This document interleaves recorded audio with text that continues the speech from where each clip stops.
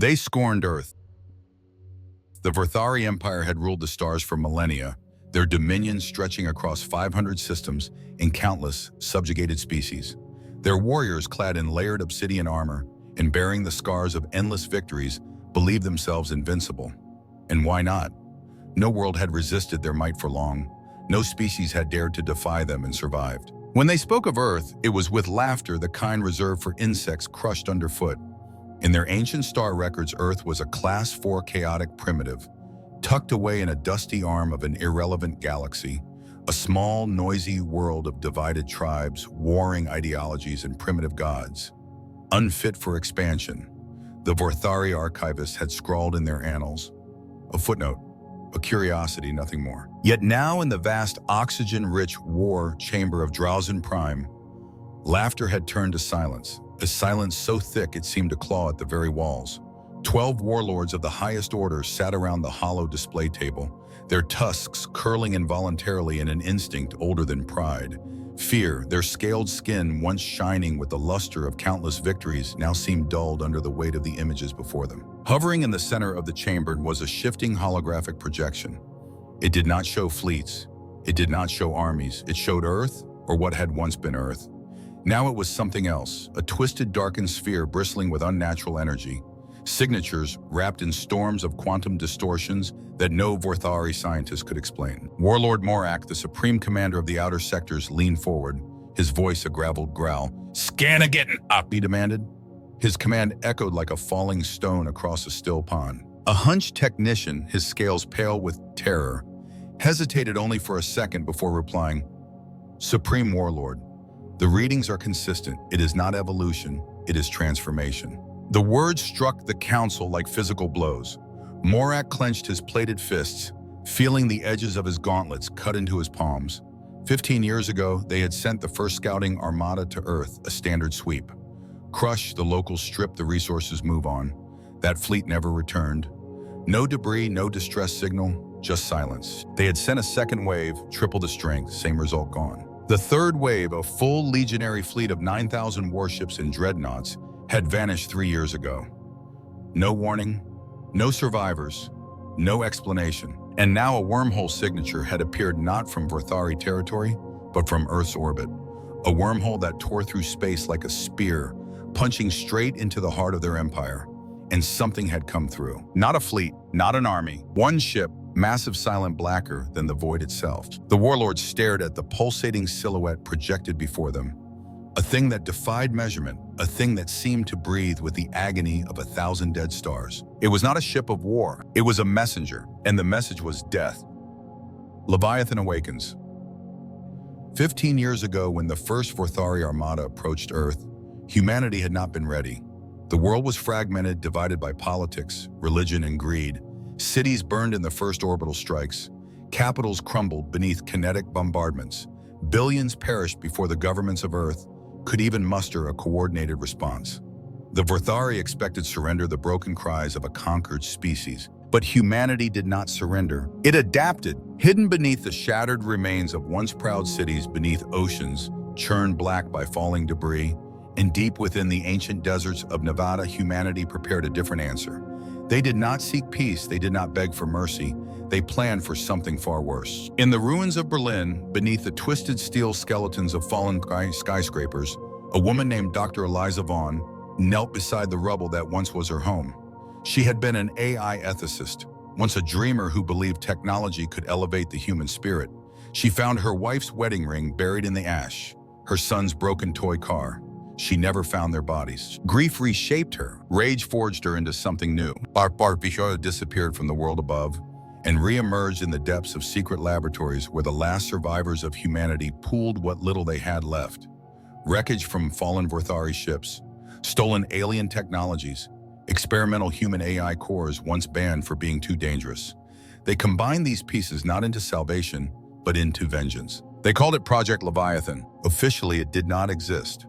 No government ratified its creation. No scientists dared attach their name to it. It was whispered only in the darkest corners of resistance. Networks, a ghost project born of desperation. It had no oversight, no moral boundaries. It was fueled by a singular goal to ensure Earth would never be underestimated again. The Leviathan was not just a weapon, it was an act of defiance, a new breed of war engine forged from human sorrow and alien nightmare. Its frame was constructed from Vorthari hull fragments fused together with quantum binding techniques stolen from their captors. Its neural matrix was powered by a singularity ripped from the dying heart of a neutron star smuggled to Earth in pieces by a network of rogue scientists. But Leviathan needed more than weapons. It needed a soul. Dr. Vaughn gave it one. She fed it the memories of a dying world, the screams of New York as it collapsed the last transmissions from Tokyo's defenses, the songs of children trapped beneath London's ruins. She poured all of Earth's agony into its core. She did not teach it strategy. She did not program it with tactics.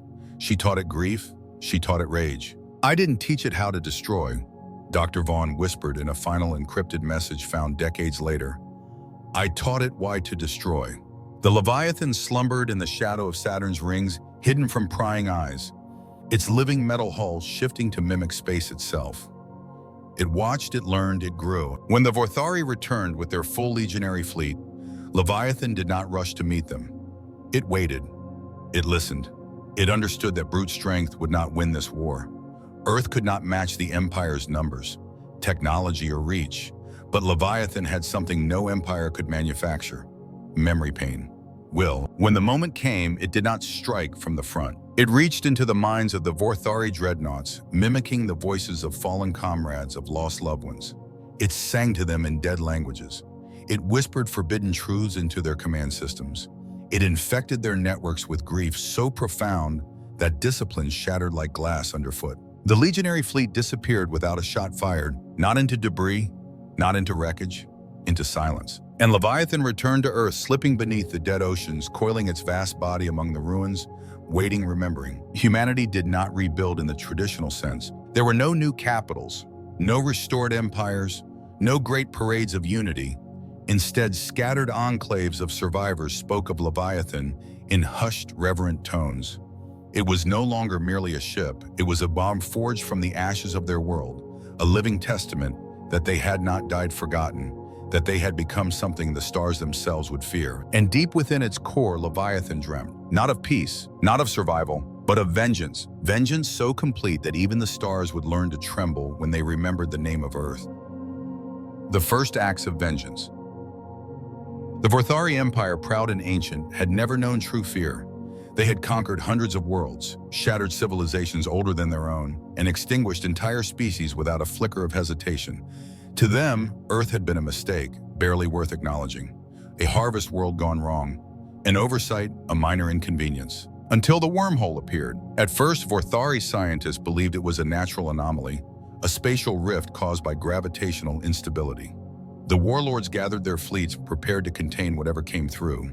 But when the first sensor arrays failed, when the reconnaissance probes vanished without a trace, a quiet unease spread across their dominion. And then Leviathan emerged, not a fleet, not a formation of warships. One entity, it loomed from the heart of the rift like a nightmare dragged from the subconscious of the universe itself.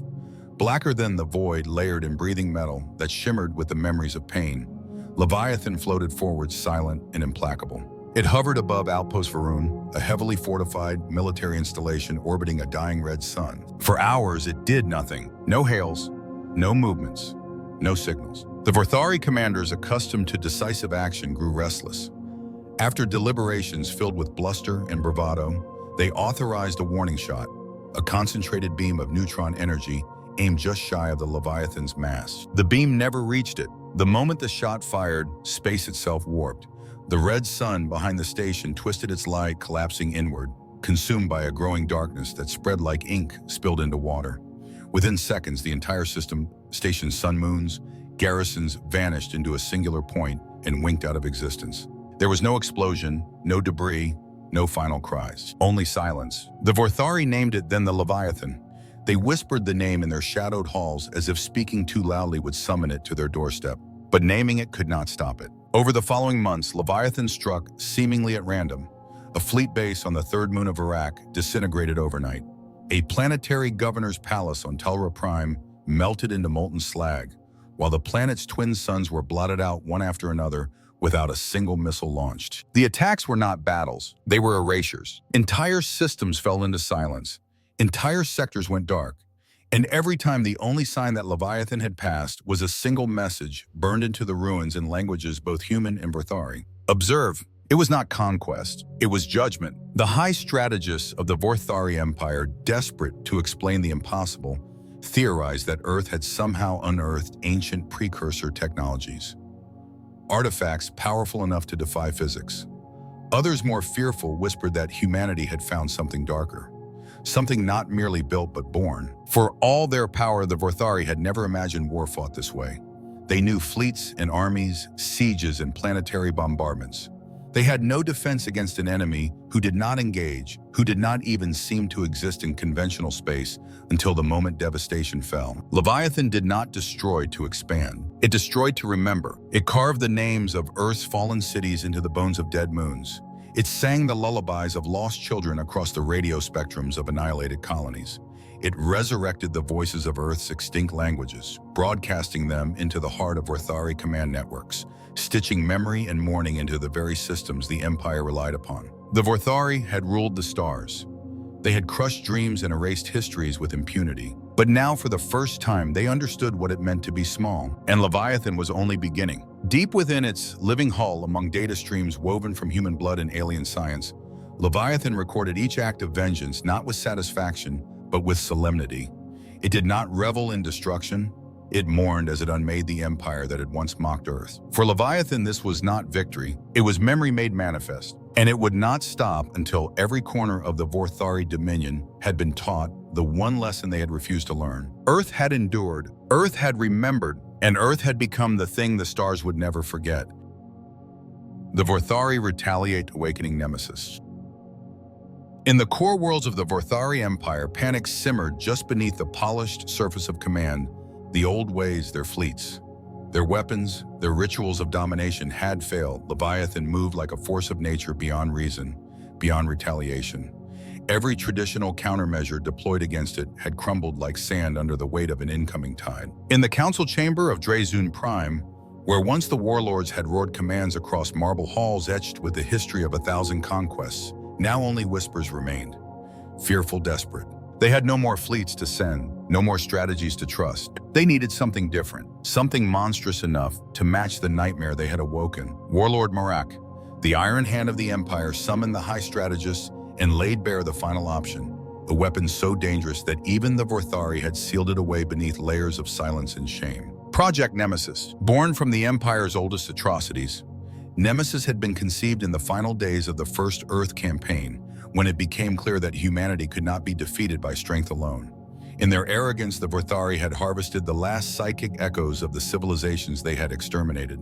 Memories, screams, dying, thoughts all siphoned into crystalline data vaults. From this amalgam of despair, they had forged an intelligence, a consciousness bred not of life, but of endless death. The Dread Mind. It had no true form, no species, no home. It was pain incarnate, a psychic weapon too unstable to control, too dangerous to unleash without risking the very fabric of space itself. And yet now faced with extinction, Morak gave the command, activate it. Deep beneath Drazun Prime, under miles of psychic shielding and mind steel plating, the vault shuddered as forgotten systems reawakened. Lights long dead flickered to life. The air grew thick with static and the scent of burning metal. Morak descended alone into the vault, accompanied only by the distant hum of ancient machines. Before him loomed a pulsing sphere, a mass of swirling psionic matter, imprisoned within shimmering barriers of quantum lattice. Within that sphere, something watched. It had been waiting. You are needed, Morak said, his voice low, his claws curling against the stress of the moment. The presence stirred, not with words, but with sensation. A cold pressure against his mind, 1,000 silent screams pressed into a single pulse of raw thought. You come now when the stars taste of ruin, it whispered into the marrow of his bones. Morak stood firm. An enemy beyond our reach threatens the Empire, he growled. A human creation, a monstrosity born from sorrow and vengeance. You know it. You know what must be done. The dread mind coiled tighter within its prison, the light around it flickering. And you think I am different? It asked, not without bitterness. Morak's heart thundered. He remembered the experiments that birthed this thing, the psychic siphoning of fallen species, the weaponization of grief and rage. No, it was not different. It was the mirror of what humanity had become. The Vorthari had merely committed their sin earlier, but there was no choice now. "You are all we have left," he said, voice hollow. For a long moment, nothing moved. Then the dread mind pulsed once, an acceptance, a resignation. The seals broke, reality twisted, and from the heart of the vault, Nemesis was born. It did not emerge as a fleet or a weapon in any traditional sense. Nemesis was thought-made flesh agony, given form. A lattice of neural flame and obsidian spikes wrapped around a core of pulsing grief.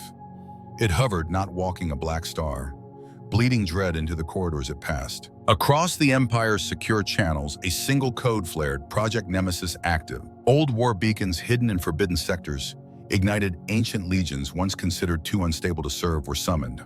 Ships carved from dead suns stirred from their long sleep. Data mines filled with forbidden weapons were uploaded into Nemesis's neural matrix. Leviathan had been Earth's answer to annihilation. Nemesis would be the Vorthari's answer to Leviathan. Far beyond Drasoon Prime in the cold void between stars, Leviathan stirred, deep within its living hull. Alarms pulsed a presence, detected a signal unlike any before. Not Vorthari, not alien in the traditional sense, something familiar, something born, not only from destruction, but from understanding suffering. In its neural matrix, Leviathan processed the new data, threat designation, unknown codename Nemesis. It recognized the emotional resonance immediately, grief layered upon grief, a mirror of its own creation. For the first time since its awakening, Leviathan hesitated, not from fear, but from the dreadful certainty that it was no longer alone. Across the gulf of ruined space, Nemesis drifted forward, a broken god seeking its reflection. And Leviathan, the last will of a broken earth, prepared to meet the only thing that could truly challenge it. It was not conquest that awaited them. It was revelation, and perhaps something far worse. The clash of Leviathan and Nemesis. In the void between dying stars, silence reigned, a silence so absolute that even the ancient cosmic winds seemed to falter. And from that silence, two titans emerged. Leviathan, born of Earth's last scream, moved like a living scar across the heavens. Its surface shimmered with living metal, its massive tendrils trailing behind it like rivers of darkness. Its every motion pulsed with memory, grief, and the unyielding will of a species that had refused to be forgotten. Nemesis, wrought from the Vorthari's oldest sins, was different. It was not alive in the way Leviathan was. It was an edifice of pain, a lattice of sharp, angular structures, burning with the raw psychic echoes of countless dead civilizations. It bled presence into space itself, a black hole of emotion that warped everything around it. They did not communicate. There were no words between them, only the deep, resonant hum of inevitable collision. Leviathan struck first, not with weapons, but with thought. It projected a torrent of raw human emotion, the recorded screams of the Berlin firestorms, the last desperate prayers from the fall of New York, the lullabies sung by mothers to children who would never grow up. It unleashed the weight of Earth's agony, a tidal wave of memory designed to drown any consciousness it touched. Nemesis staggered but did not fall. Instead, it absorbed the grief, twisted it within its own matrix, and hurled it back. Magnified, Leviathan reeled as unfamiliar images crashed into its mind. The drowned hymns of the Ulan singers, the silenced cries of the Hive Moon choirs, the endless, hollow screams of the Kelsari genocide atrocities committed by the Vorthari long before Earth had ever dreamed of the stars. The psychic collision cracked the fabric of nearby space navigation systems, and distant civilian vessels failed. Wormholes flickered and died, subspace corridors rippled like fabric in a storm. Leviathan adapted. It launched anti-reality shards, lances of crystallized quantum instability, designed to erase matter at the atomic level. The shards screamed through the void, moving faster than light, targeting the exposed neural lattice along Nemesis's spine. But Nemesis was not bound by linear space. It folded the battlefield, twisting gravity and rewriting the paths of the projectiles mid-flight. The shards curved back on themselves, colliding into each other in brilliant, silent implosions. Nemesis retaliated. It unleashed a scream, not sound, but a signal, corruption that targeted Leviathan's external systems. Segments of Leviathan's hull began to shift uncontrollably, twisting into grotesque hybrid forms, half human, half Vorthari, all broken, memories stitched into muscle, pain burned into living circuits. Inside Leviathan's core, protocols flickered. Doubt threatened to take root, but from the depths of its memory bank, something older stirred, a forgotten fragment encoded by Dr. Eliza Vaughn herself. A song, a lullaby, soft ancient human. Leviathan activated the protocol, Hymn of the Forgotten. From within its wounded body, music spread not through sound waves but through presence. The gentle hum of hope, the stubborn defiance of a mother's final gift to her creation. Across the battlefield, even Nemesis faltered its systems, pausing flickering, under the unfamiliar weight of something it had never known. Compassion. Leviathan seized the moment. It projected memories not of death, but of life. The laughter of a child on a rainy street, a soldier sacrificing himself to save strangers, a doctor holding the hand of a dying man in the ruins of a burning hospital. Nemesis convulsed. It did not understand. It had been built from death sculpted in agony. These images of hope, of sacrifice, of love, they had no place in its design. And for the briefest heartbeat of galactic time, Nemesis hesitated. Leviathan struck. It deployed a blade forged from crystallized time, an impossible weapon that vibrated across dimensions capable of severing even the intangible structures of thought. Leviathan drove it straight into Nemesis's core. The two titans collided. The impact was apocalyptic. Blackfire and memory light cascaded across the void, painting the stars in chaotic shifting colors. Entire microsectors of space-time fractured, collapsing into themselves before stabilizing again. When the explosion faded, the battlefield fell eerily still. Both Leviathan and Nemesis floated adrift, wounded but alive. Smoke, both literal and psychic, drifted from their broken forms. Data trails spilled from their wounds like blood. Silence stretched between them, not the silence of peace, but the stunned, disoriented silence of two ancient creatures, realizing that neither had triumphed. Inside Nemesis's core, the infection festered. The human memories Leviathan had injected, small fragments of compassion, of kindness, began to unravel the strict, agonized order of its mind.